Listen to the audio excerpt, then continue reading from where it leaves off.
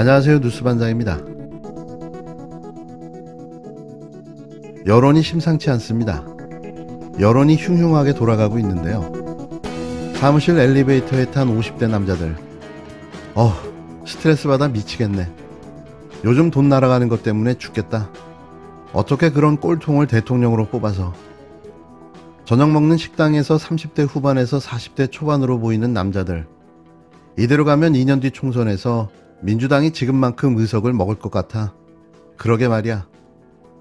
커피숍에 20대 남녀. 김건희 미친 거 아니야? 걔네들 다 감방 가겠지? 어디를 가든 사람들이 거침없이 말합니다. 제 귀에 들려오는 게 이 정도면 방구석에서는 증오의 욕설들이 터져나올 것 같은데요. 이 글은 한 인터넷 커뮤니티에 올라온 글입니다. 윤석열 대통령이 취임한 지 이제 57일. 이럴 줄 몰랐다. 미친 거 아니야? 이게 나라인가라는 말들이 쏟아지고 있습니다. 대통령 지지율은 대선 당시 윤 대통령에게 투표했던 투표율조차 나오지 않고 있는데요. 그도 그럴 것이 국민이 사라진 국정운영과 정책들이 불만을 넘어 분노로 바뀌고 있습니다. 거기에 기름을 부은 건 아는 지인, 친인척 특혜와 채용 논란까지 불거지며 역대 가장 빠른 자멸의 길로 들어섰는데요. 더 기가 막힌 건 눈치 하나 보지 않고 대놓고 이런 일을 벌이고 있다는 거죠. 공사의 구분도, 잘잘못의 분별력도 없어 보입니다. KBS도 어제 또 다른 윤 대통령의 친척 동생이 대통령실 행정관을 근무한다는 거 아닙니까? 네, 또 다른 보도입니다.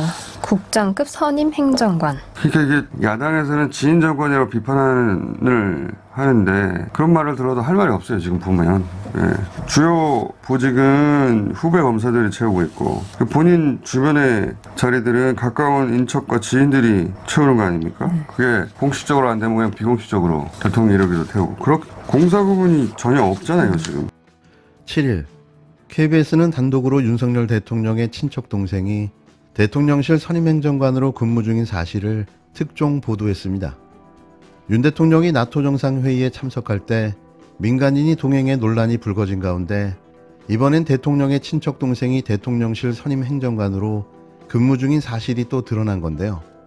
촌수로는 멀지만 당선 전부터 윤 대통령 자택을 친동생처럼 스스럼 없이 드나들었다고 알려졌습니다.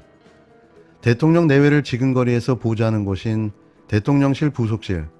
이 부속실에 윤석열 대통령의 외가 쪽 친족인 최모 씨가 국장급 선임 행정관으로 일하는 것으로 확인됐는데요. KBS는 이날 보도에서 진짜 가까운 관계인지 확인하기 위해 윤 대통령의 외가 쪽인 강릉을 찾아 직접 취재했습니다.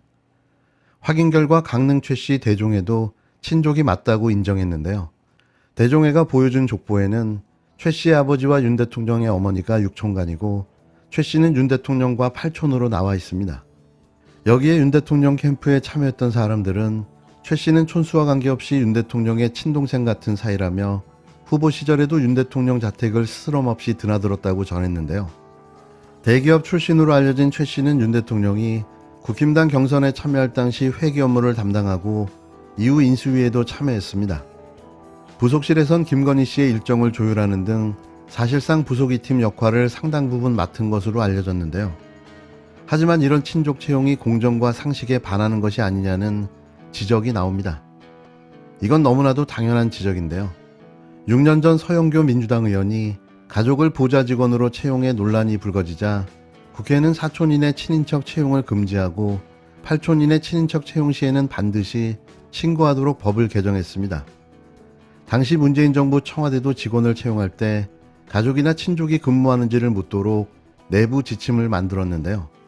대통령실은 이 규정을 그대로 쓰고 있지 않다면서도 새 업무 규정을 만들었는지 확인해주기 어렵다고 말했습니다. 그러면서 최 씨가 대통령의 먼 친척인 것은 맞다며 대선 경선 캠프 당시부터 여러 업무를 수행해 업무 연속성 측면에서 임용했다고 애둘러 해명했는데요. 아주 대놓고 지인 친인척 인사를 하고 있는 겁니다. 도덕성도 윤리의식도 전혀 없는 이들의 작태는 박근혜와 최순실을 뛰어넘는 국정농단 수준인데요. 이게 불과 취임 57일 만에 벌이고 있는 이들의 국기문란 행태들입니다.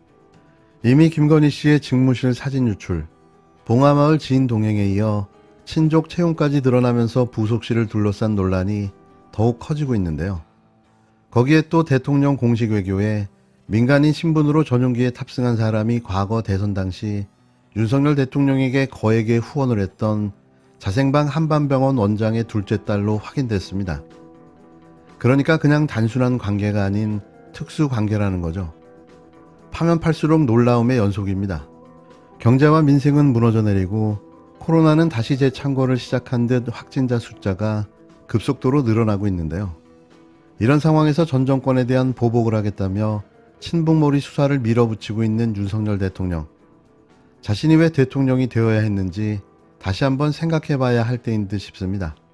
대통령 출마와 당선이 자신과 자신의 일가족 범죄 수사와 처벌을 피하기 위한 방법이었다면 성공한 거지만 국민들은 대체 이게 무슨 꼴입니까? 억장이 무너집니다. 제가 당대표 되고 나가지고 대선 이기고 지방선거 이겼는데 어디서 손해를 봤습니까, 당이? 아니면은 대통령실 측에 손해본 게 있나요? 그러니까 이것은 이익은 다 봤죠, 당과 대통령실은. 어떻게 이거를 도대체 심의하겠다는지도 명확하지 않기 때문에 결과도 예측하지도 않고 저는 잘 모르겠습니다. 지금 보면 예를 들어서 뭐 이제 완전 흥미 위주로 이제 막 돌아가고 있거든요. 이런 말씀드리고 뭐 지금 경찰 수사도 저는 받지 않은 상태예요. 그러니까 저는 그러니까 지금 완전히 정치적인 상황 속에서 정무적인 상황 속에서 지금 이게 돌아가는 거거든요. 아무리 우겨봐도 어쩔 수 없습니다. 이준석 국힘당 대표의 운명의 날이 밝았습니다. 당윤리위원회가 오늘 저녁 이 대표 징계 여부를 심의하는데 당내에서는 윤리위가 당권 정지 이상의 중징계를 내릴 가능성이 있다는 관측이 나오고 있습니다. 이 대표는 어제 SNS에도 손절이 뭔 말이냐, 익절이라는 글을 올렸는데요. 성상납 사건 증거인멸을 교사해 당원으로 품위유지 의무를 위반했고 당에 손해를 끼쳤다는 주장에 맞서 오히려 대선과 지선 승리라는 커다란 이익을 가져왔다는 반박이라고 설명했습니다. 하지만 윤리위 분위기는 냉랭한데요. 윤리위 관계자는 그동안 수집한 자료와 관련자 진술로 볼 때 증거인멸 시도 의혹을 받는 김철근 당대표 정무실장에게는 제명, 이 대표에게는 당권 정지 등의 중징계가 내려질 가능성이 있다고 내다봤습니다. 하지만 이 대표는 성상납 자체가 허위 주장이기에 증거인멸 교사는 성립될 수 없다는 입장을 고수하고 있는데요.